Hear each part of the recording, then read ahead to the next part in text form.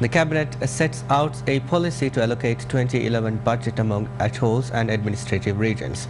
The policy will facilitate decentralized administration in the country. According to the policy, the recurrent expenditure in the programs will be allocated as follows: 30% for the central government, 50% for the islands, 13% to the atolls and 7% to the administrative regions. Island-wise, budget allocations will be proportional to the registered population, and an equal budget will be allocated for atolls and administrative regions. At today's Cabinet meeting, members deliberated on a paper submitted by the Health and Family on the issue of people sleeping in the Malé local market area. The Cabinet decided to hold discussions with the stakeholders and formulate a fair policy to address such issues. The Cabinet also discussed Maldives' ratification of the agreement to establish a South Asian Regional Standard Organization and decided to seek People's Majlis approval for ratifying the agreement.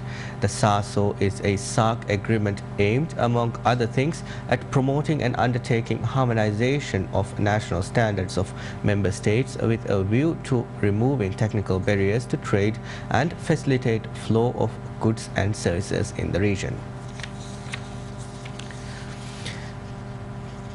The Parliament decides to cross and go green. Initiated by Ahmad Samir, member of Tiddu constituency, and Dr. Abdullah Masoom, member for Kela constituency, they sent a letter to the Speaker saying they do not want any paper at their desks at the Parliament. Speaker Abdullah Shahid made the announcement while concluding last night's session. He said he hopes that when the Parliament resumes a session next year, all desks at the Parliament floor will be paperless and a new electronic system will be put in place to cut costs. Following the President's appeal to reduce government costs, the Speaker also noted that the member for Dandu constituency, Mohammad Riaz, had asked the Parliament to reduce his salary by 20%, and as per his request, Mohammad Riaz now receives a salary with a reduction of 20%. The Cabinet outlines housing policies under the Veshi Fehi Malé program. According to the policies, 3 categories of people will be eligible for adequate housing under the government's housing program. They include Malé citizens living in inadequate housing, Malé residents born in Malé who have no permanent residences in Malé, and people registered under Malé municipality prior to 30th June 2010. Under Phase 1 of the Veshi Fehi Malé program, a total of 1,000 parties in the first category will be able to apply for housing schemes. The housing schemes include 500 housing units in Malé, 250 housing units in Hulu Malé, and 250 housing plots in Hulu Malé.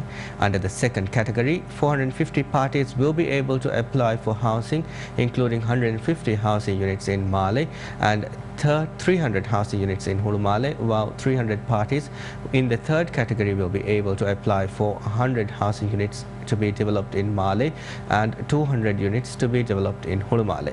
Veshi Fehi Malé program, initiated by the Malé municipality last month, aims to combine the development of Malé, Vilingili, Guli Falu, Tilafushi, Hulu Malé and the Malé International Airport. The program's goal is to provide adequate housing for least advantaged Malé families and support a decongestion of Malé. Under the government's pledge to provide 10,000 housing units within 5 years, 3,000 units will be developed in Malé. 1,000 housing units are already under construction, while development of the remaining 2,000 will begin in 2011. The Police Integrity Commission puts 4 policemen to prosecution on charges of torture. The decision was made after concluding the investigation by the Police Integrity Commission on a complaint filed against the policeman. According to the Police Integrity Commission, policemen allegedly tortured 6 suspects arrested on charges of violence on 7th of January. This case is now sent to the Prosecutor General's office. The Education Ministry provides 180 schools with textbooks required by the students for the academic year of 2011. Speaking at a press conference, Education Minister Shifa Mohammed said textbooks will be provided to students from their schools. She said textbooks will be supplied to all schools before the beginning of the academic year. Under the newly adopted change to the school system, Ministry of Education will introduce primary grades in Amenia School, Majidia School, Dharmavanta School and Hiriya School in 2011. and students are enrolled in secondary grades in Iskandar School, Jamaluddin School, Tajuddin School and Kalafan School. Speaking on these changes, Education Minister Shifa Mohammed said all necessary arrangements are already in place to begin the schools with the new changes. She added that these changes will help the schools to improvise the national curriculum with the Cambridge curriculum followed in the secondary grades. She also said that these changes will create a friendlier school environment for the students. The People's Majlis concludes the debate on the state budget for the year 2011. The budget was presented to the Parliament floor in the morning session of last Sunday. Like most of the issues presented to the Parliament this year, the budget debate was no different. The Parliament sessions were cut short, saw delays, saw intermissions during the sessions due to the loss of the required quorum. As a result, more sessions were ordered by the Speaker and final sitting of the debate on the state budget was held last night and ran until midnight. During the debate, some members debated against the criticism of the island harbours not being constructed within the past 2 years and the increase in budget debt. Others passed sentiments about the previous regime ruling for 30 years with the sole power to make policies regarding the economy and leaving the country's budget in deficit. Opposition members persisted that the government's budget was fraudulent with the government's objectives uncertain. Opposing members also said there is no strategy for obtaining revenue for the country and rather the government is taking money without paying in return. In response, the ruling party members indicated that even though the budget does not include the islands precisely, the general problems and the figures needed for the provision of the facilities are clearly stated according to the government's policies. Members of the ruling party also said the Parliament should facilitate the government by enacting the necessary budget required instead of working towards decelerating the government activities which is in public interest. As this was the first sitting for the budget hearing, the Financial Committee of the Parliament is to assess the budget and present its findings on the 23rd of December. Speaker of the Parliament, Abdul Shahid, said the committee's report should be sent to members by the 24th and he will open the Parliament floor for discussion on the findings on the 26th. On the 27th, all-day session for presenting amendments is to be held and the final debate on the state budget is scheduled for the 29th of December. The government presented a 13.6 billion rupiah budget with an estimated 9.1 billion rupiah in return. The 2011 budget deficit stands at 4.5 billion rupiah. Now everyone wants their special day to be extra special. A lot of couples planning to tie the knot next year has their eyes set on the 11th of November 2011 or simply 11-11-11. But best news for you. The family court decided no marriage ceremonies will be held during the holidays following Eid al-Adha next year.